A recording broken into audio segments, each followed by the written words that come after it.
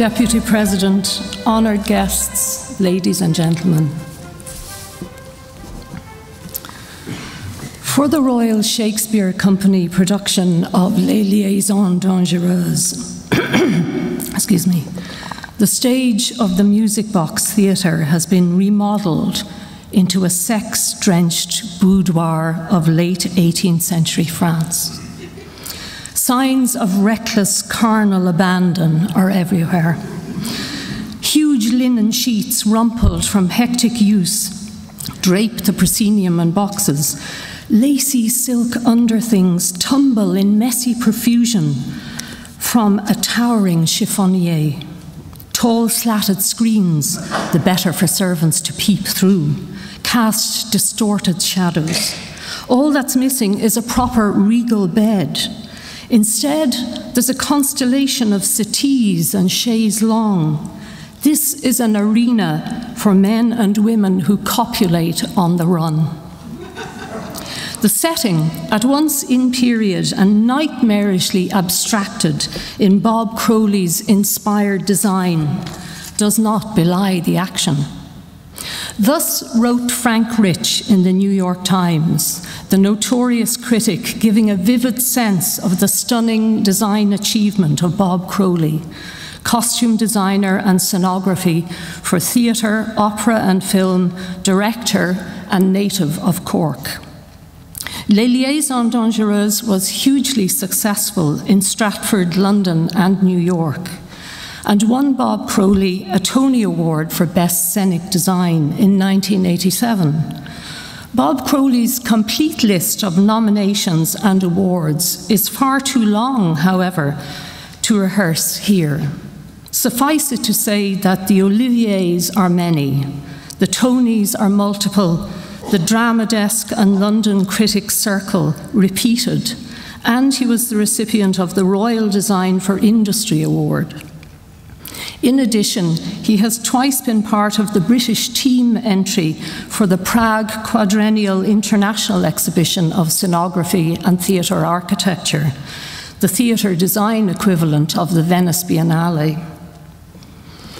Bob Crowley creates worlds. The stage is his space of infinite possibility.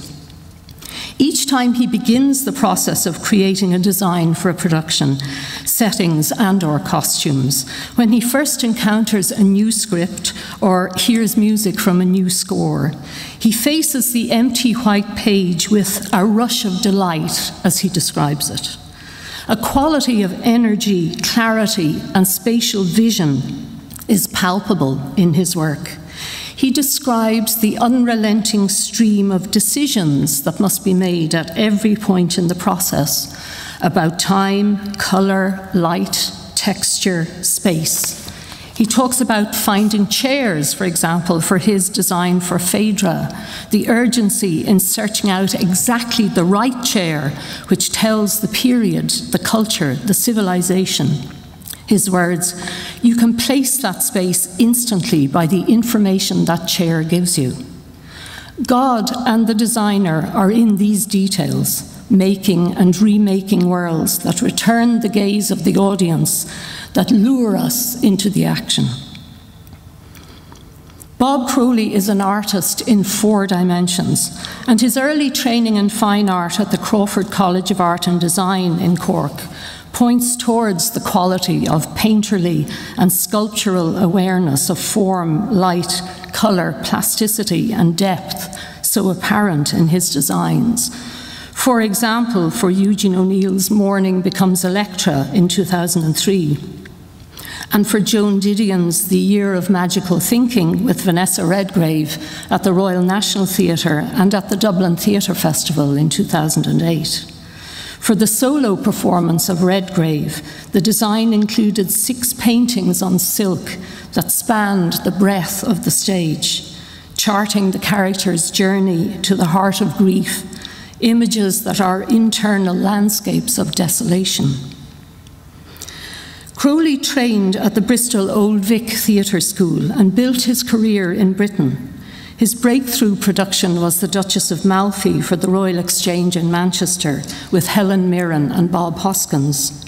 For over 30 years, he has worked with leading companies in British theatre and elsewhere. His collaborators include directors Adrian Noble, Nicholas Heitner, Howard Davies, and Richard Eyre. In fact, Bob Crowley's working relationship with both the Royal National Theatre and the Royal Shakespeare Company have been at the core of his non-stop career. He has made designs for many productions of Shakespeare's plays and for contemporary work by Alan Bennett, Tom Stoppard, Christopher Hampton, and David Hare.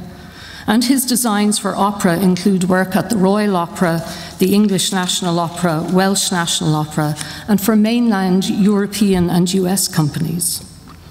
Some of his major designs have been for musicals, and as a boy in Cork, Bob Crowley loved going to the theatre, musicals, and pantomimes with his grandparents. When he saw a touring production of Oliver, designed by another Irish legend in British theatre, Sean Kenny, he was hooked. In researching the production of Carousel, which wowed London and Broadway, he travelled with director Nicholas Heitner to New England. They stopped at the Shaker community in Sabbath Day Lake and saw the meeting house there, built in 1880, the walls painted a beautiful indigo blue, symbolizing heaven. An image grew of an empty blue box with a revolving floor, which was the essence of Crowley's design. Theatre scenography is an elusive art, disappearing into the exquisite temporality of the performance moment. But traces do remain on the web, in photographs, model boxes, on film, and in memories, perhaps your memory.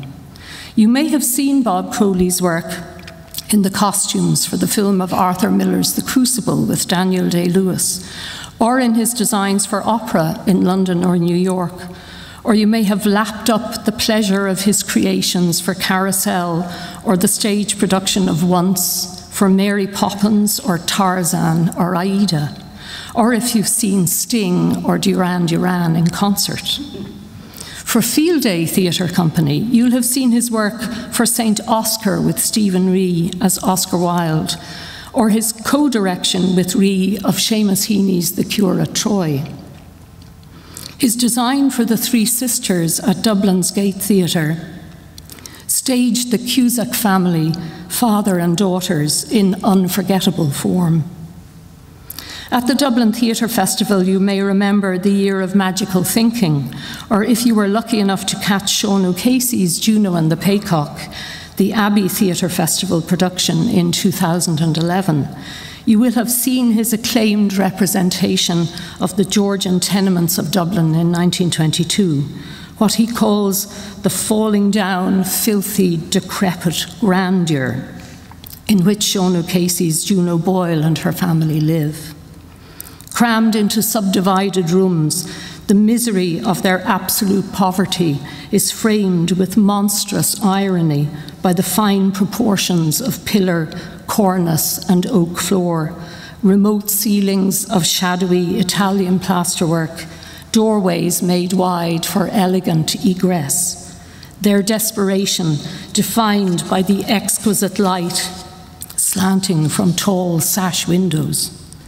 The space lived with the actors, materialized the terrible lucidity of O'Casey's vision. Bob Crowley's respect for the collaborative process of theatre, for the world of the play, and for the audience's connection into it, make him a designer of rare spatial versatility, of deep understanding, and of genius. Prae honorabilis pro praeses totaque universitas, presento vobis hunc meum filium, quem scio tam moribus quam doctrina habilem et idoneum esse qui admitatur, honoris causa ad gradum doctoratus in litteris, idque tibi fida mea testor expondeo tutique academiae. Ego auctoritate mihi concessa admitto te ad gradum doctoratus in litteris honoris causa.